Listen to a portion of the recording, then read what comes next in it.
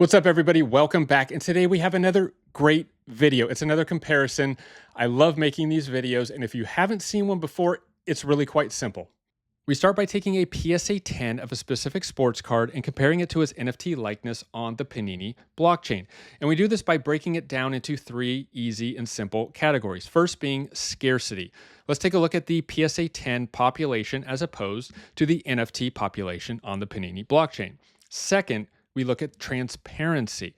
What's the transparency and what can we expect for the PSA 10 as opposed to the NFT? And lastly, of course, we have to look at price. We see what the average sold price is for a PSA 10 as opposed to the average sold or what currently is up for sale on the Panini blockchain for the NFT. And by the end of it, we have a very clear picture comparing these two products. And to be honest with you, the results are eye-opening. So let's not waste any more time. Let's get into it. Now, today we are going to be comparing the Drake Maye Downtown rookie card in the PSA 10 versus NFT likeness, the Drake Maye Downtown on the Panini blockchain. Now, first things first, let's get into the scarcity. Let's compare the population of the PSA 10 with the current population of the NFT on the blockchain. Well, I looked at the population report this morning for PSA, and there are currently 293 Gem Mint PSA 10 Drake Maye Downtowns on the marketplace right now. On the Panini blockchain, there are 25 of these downtown NFTs minted. Yes, just 25. So we can already see that the NFT on the Panini blockchain is over 10 times as rare as the PSA 10 that's being circulated right now. Now, let's get into transparency because this gets interesting. The transparency of the PSA 10 is, can the population go up? Well, of course, yes, it can. And in fact, when I looked at the PSA 10 population just yesterday, it was 292. I wasn't even going to check it again, but I thought, you know what? I'm about to make this video. Let's just look at it one more time. And I noticed it had gone up one in one day. It's now at 293. Now, maybe just as interesting that the population, the total population of the graded downtowns yesterday was 2 less than it is today. Yesterday, it was 1,402.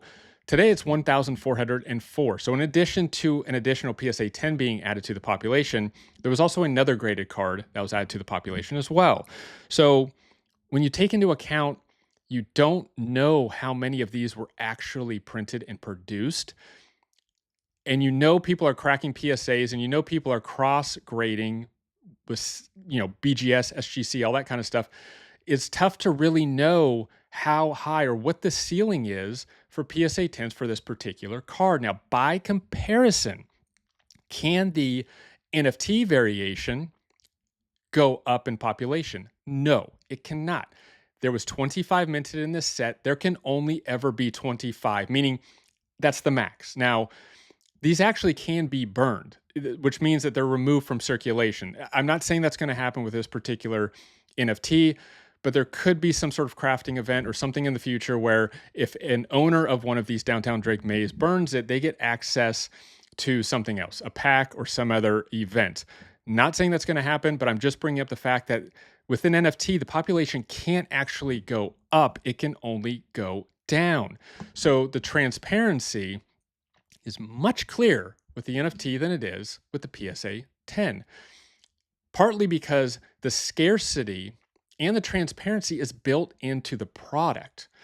Whereas with the PSA 10 Drake Maye Downtown, since we don't know how many were printed or produced, the scarcity and the transparency tries to come from a third-party company. In this instance, it is the grading company. So last thing, let's get into price. We've gone through scarcity, we've gone through transparency. Let's see how the price shakes out between these two. So what I do is I go to eBay and I look at the last 3 sales, and I only deal with auction closings, and I only deal with closings that have multiple bids to try to stay as transparent as possible. Well, as luck may be it, this Downtown Drake Maye PSA 10 seems pretty liquid because I found 3 auction closings in just the past 7 days, and the average price was $1,254. Okay, by comparison with the NFT variation, I'm not even going to look at the sales history like I do sometimes. There's no need. There's a buy it now price. There's a collector who owns one of these who has it on the marketplace for $150.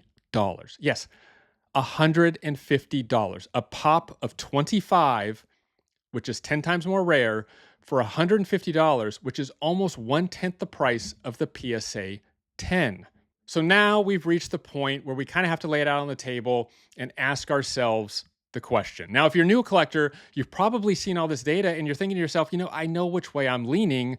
This kind of is making sense one way over the other. If you're an established collector, I want you to kind of clear your mind and try to look at this from a third-party perspective, almost as if you just landed here, you've never collected anything in your life.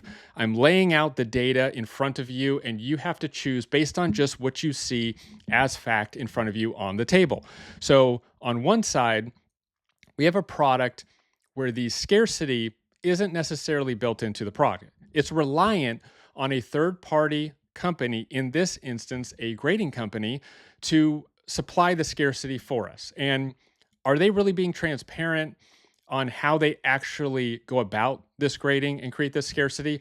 Not necessarily. There's still a lot of questions around that. So we have that. And then we go to transparency. Well, aside from the transparency of the actual grading, we don't know how many of these particular Drake May downtowns were printed. So the circulation just in general of what might be submitted to PSA to be graded, we don't know. Second, we have a price. Now, the price is tough unless you can compare it to something. So I guess I'll hold off on that for a minute, but the price of $1,254, we can confirm at least it's almost 10 times the cost of what we're going to compare it against, which is the NFT. And lastly, the product itself is made of cardboard. Now, it's the tried and true product of this particular collector's industry. So I can't necessarily say anything bad about that because there are many very valuable cards that will be continue to go up and be very valuable in the future that are printed on cardboard. But in this instance, let's compare this particular card to the NFT likeness. Now, we know the pop is only 25. That's the scarcity. It's built into the product. It only had 25 minted at its inception, and that's all there will ever be. Got the scarcity. Number two, transparency. Well, it's built on the blockchain. So every sale, every transaction, even the provenance of when this card was created or pulled from a pack is listed in the history of this particular card down to the minute that it was either sold, it was pulled from a pack, or maybe one day as it's traded. So the transparency that you can track on this particular card is perfect. And there's never going to be more than 25, so we know exactly what we're getting into when we collect this particular card on the Panini blockchain. Last, price, $150. You can't argue with that. We've already established the scarcity, the transparency, and if you factor in that it's actually almost 1/10 the cost of the PSA 10, I mean, come on. Lastly, it's built on a new emerging technology called the blockchain. Now, I get it. It's new for everybody and you don't really know what to make of it. If nothing else, it's built on the same technology that has caused Bitcoin to go from $250 this month, 10 years ago in 2015, to $115,000 today.